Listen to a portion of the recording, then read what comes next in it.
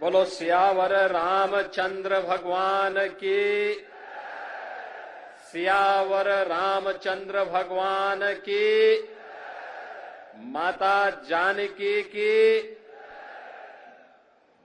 भारत माता की।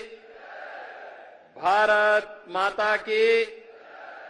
सत्य सनातन धर्म की। सत्य सनातन धर्म की। गौ माता की। गौ माता की। सरयू माता की। सरयू माता की। नमः पार्वती पतिये हर हर।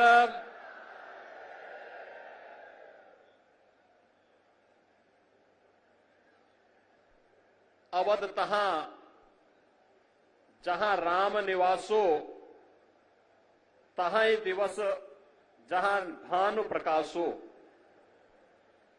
जो पे सिय राम बन जाही, अवध तुम्हार काज कुछ नाही। दीपोत्सव के इस अष्टम संस्करण कार्यक्रम में आज इस समारोह की शोभा बढ़ा रहे हैं अयोध्या धाम के हमारे सभी पूज्य संतों की उपस्थिति में आज जो एक कार्यक्रम यहां पर आयोजित हो रहा है, केंद्रीय मंत्री पर्यटन और संस्कृति मंत्रालय के मंत्री माननीय श्री गजेंद्र सिंह शेखावत जी, उत्तर प्रदेश सरकार में मंत्रिमंडल के मेरे वरिष्ठ सहयोगी उप मुख्यमंत्री श्री ब्रजेश पाठक जी, प्रभारी मंत्री अयोध्या श्री सूर्य प्रताप शाही जी, प्रदेश के जल शक्ति मंत्री श्री स्वतंत्र देव सिंह जी, पर्यटन और संस्कृति मंत्री श्री जयवीर सिंह जी, प्रदेश सरकार के मंत्री श्री सचित चंद्र शर्मा जी,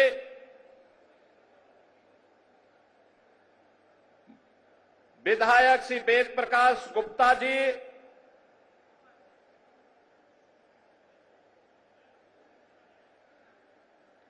जिला पंचायत अध्यक्ष श्रीमती रोली सिंह जी,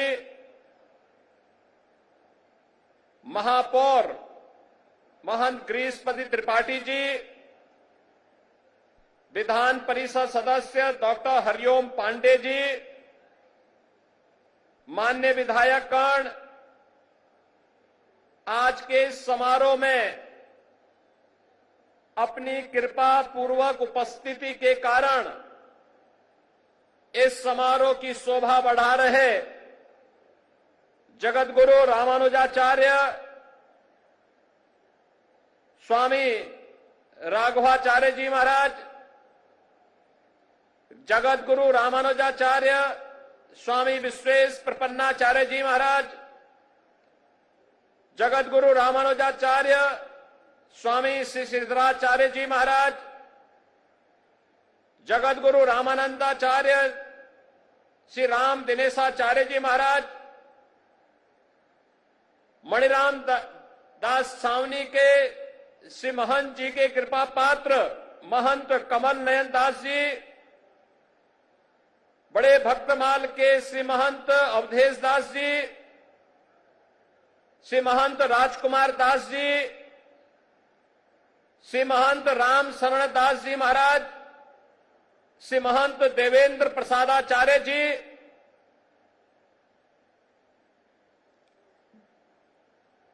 श्री महंत भरत दास जी, श्री महंत धर्मदास जी, जगतगुरु श्री सतवा बाबा महामंडलेश्वर महंत संतोष दास जी, महंत रामदास जी महाराज, आज के इस कार्यक्रम में उपस्थित अयोध्या के हमारे सभी पूज्य संतजन, उपस्थित भक्तगण, प्रदेश सरकार के हमारे सभी वरिष्ठ अधिकारीगण और प्रदेश के अंदर जहां कहीं भी लोग इस आवाज को सुन रहे हैं, उन सबको भी मैं आज के इस ऐतिहासिक दिन की हृदय से बधाई देते हुए आप सबका मैं अभिनंदन करता हूं। बहनों और भाइयों, ये सचमुच हमारे लिए अत्यंत आह्लादित करने वाला क्षण है। याद करिए, आज से 8 वर्ष पूर्व ये 8वां संस्करण है दीपोत्सव का, और प्रथम संस्करण में जब हम लोग आए थे, राम कथा मंडप भी छोटा था, भीड़ में उत्साह था, लेकिन एक ही स्वर गूंजता था, और वह स्वर एक ही गूंज रहा था, एक ही नारा लग रहा था। वह नारा था, चाहे वह संतों की ओर से, चाहे वह भक्तों की ओर से, एक ही नारा था कि योगी जी एक काम करो, मंदिर का निर्माण करो। एक ही स्वर गूंज रहा था, और मैंने उनको उस समय कहा था, विश्वास करिए,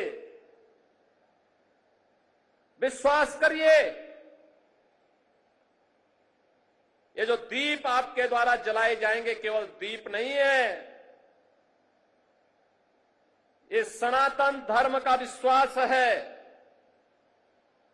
प्रभु राम की कृपा अवश्य बरसेगी।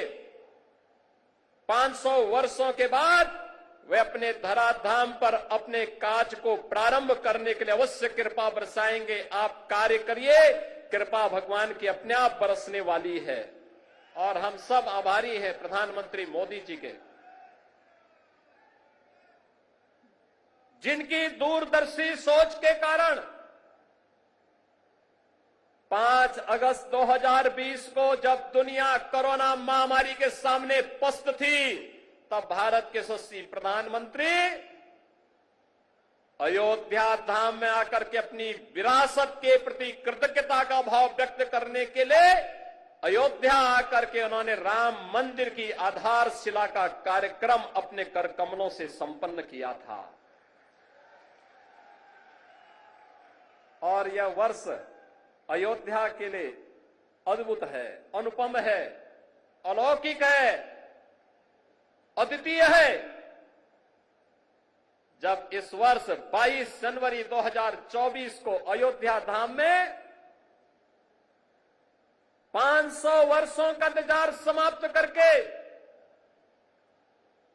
500 वर्षों का इंतजार समाप्त करके एक बार फिर से रामलला अपने धाम में, अपनी जन्मभूमि में विराजमान होकर के दुनिया के अंदर पीड़ित और प्रताड़ित लोगों को संदेश दे गए हैं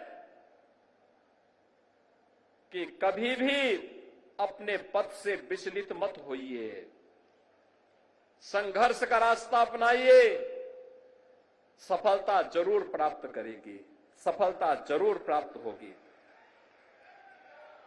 यह अवसर है हमारे पास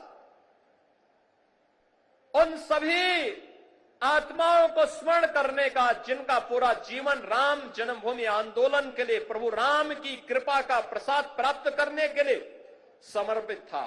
मैं इस अवसर पर उन सभी पूज्य संतों को नमन करता हूं, उन सभी हुतात्माओं के लिए जिन्होंने 3.5 लाख की संख्या में अपना शहादत दे करके एक ही तमन्ना के साथ वे इस धराधाम से विदा हो गए कि चाहे जैसे भी हो, हमारे बलिदान की कीमत पर ही सही, लेकिन अयोध्या में राम मंदिर का निर्माण होना चाहिए। उनका संकल्प पूरा हुआ। अयोध्या में राम मंदिर का भव्य निर्माण का कार्य पूरा हो चुका है। रामलला फिर से अयोध्या धाम में फिर से विराजमान हो चुके हैं। लेकिन रामलला के विराजमान होने के बाद इस दीपोत्सव का पहला अवसर है। इससे पहले हम लोग बोलते थे और जो कहा सो करके दिखाया भी था। बहनों और भाइयों, ये डबल इंजन की सरकार जो बोलती है वो करके दिखाती है। अकेले अयोध्या धाम के विकास के लिए, जिस अयोध्या में 2017 के पहले बिजली नहीं मिलती थी, यहां की सड़कों की स्थिति, यहां के घाटों की स्थिति, यहां के मठ और मंदिरों की स्थिति, और जिन लोगों ने राम को ही उपेक्षित कर दिया था और जिन लोगों ने भगवान राम के अस्तित्व पर ही प्रश्न खड़ा किए थे, वे केवल भगवान राम के ही अस्तित्व पर प्रश्न नहीं खड़ा कर रहे थे, वे सनातन धर्म के अस्तित्व पर प्रश्न खड़ा करते थे। वे आपके अस्तित्व पर खड़ा करते थे प्रश्न, वे आपकी विरासत पर प्रश्न खड़ा करते थे। लेकिन कितना सदा सहता है हमारी, सदा सहता ही समझो, लेकिन आपकी सदा सहता विरोधी को कायरता नजर नहीं आनी चाहिए। और इसीलिए मैं कहने के लिए आया हूं आपसे आज, आपने 2017 के बाद जो भी कहा वह अयोध्या के अंदर हो करके रहा है। हम लोगों ने कहा था कि आपने कहा था 17 में कहा था, इसी मंच पर उस समय कहा था, पूज्य संतों की उपस्थिति में कहा था कि योगी जी एक काम करो, मंदिर का निर्माण करो। बहनों और भाइयों, मंदिर का निर्माण तो हो गया है, रामलला भी विराजमान हो गए। इसी मंच से मैंने और मेरे सहयोगियों ने भी और आदरणीय प्रधानमंत्री जी ने भी आपको कहा था, अयोध्या को दुनिया की सुंदरतम नगरी बनाएंगे। आज अयोध्या चमक रही है, दुनिया अयोध्या की ओर आ रही है। 31,000 करोड़ रुपए की लागत की परियोजनाएं या तो पूरी हो गई हैं या जिन पे कार्य युद्ध स्तर पर चल रहा है। और बहनों और भाइयों, इससे भी आगे जाकर के भी इस पे कार्य होने हैं। ये तो एक शुरुआत है, शुरुआत। अयोध्या एक शुरुआत है सनातन धर्म के लिए। विरासत और विकास के प्रधानमंत्री मोदी जी के विजन को जमीनी धरातल पर उतारने के लिए, उस अभियान को वैश्विक मंच तक ले जाने के लिए आज काशी हमारी चमक रही है। भव्य और दिव्य काशी के दर्शन दुनिया कर रही है। आज हमारा अयोध्या धाम जो भी आता है, मैंने 22 जनवरी को दृश्य देखा है, 23 जनवरी को मैंने वह दृश्य देखा है, जब देश भर से आए हुए श्रद्धालु अयोध्या में भगवान राम के मंदिर का दर्शन करते थे। उनके आंखों में खुशी के आंसू थे।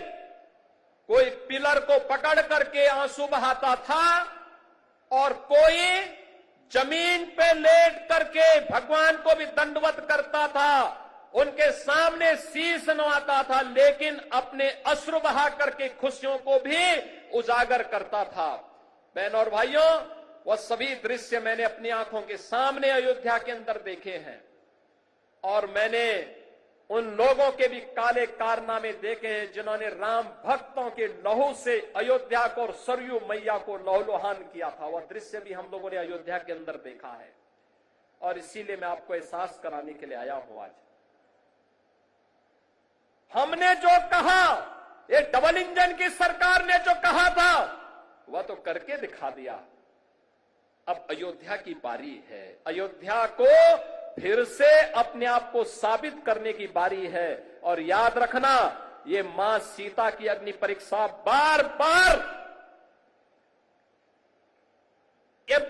बार नहीं होनी चाहिए। हमें इस अभिशाप से निकलना ही होगा। अयोध्या को भव्य और दिव्य रूप देना ही होगा।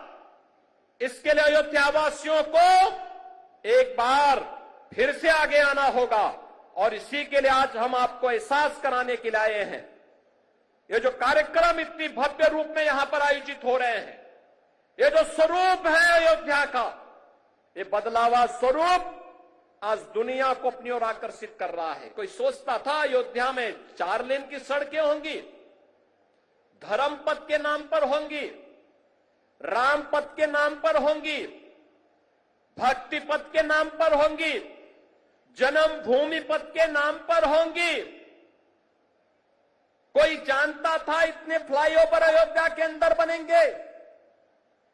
कोई कभी कल्पना करता था कि अयोध्या, जहां 4 घंटे 5 घंटे बिजली नहीं मिलती थी, जो लोग आपको बिजली के लिए तरसाते थे, सड़ी हुई गर्मी में तरसने के लिए छोड़ देते थे, वे भी आज राम की दुहाई दे रहे हैं। जो लोग राम जी की पेड़ी में सड़े हुए जल में आपको स्नान करने के लिए मजबूर कर देते थे, वे भी आज अयोध्या आकर के अपना ताल ठोकना चाहते हैं। लेकिन हम लोगों ने तो राम जी की पेड़ी को ऐसा बना दिया, एक तरफ से आज पानी आता है और दूसरी ओर निकल जाता है।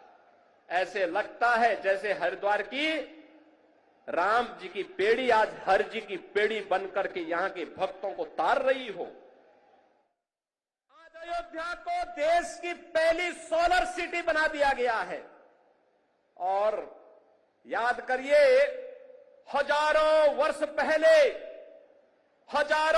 पहले भगवान राम पुष्पक विमान से अयोध्या आए थे।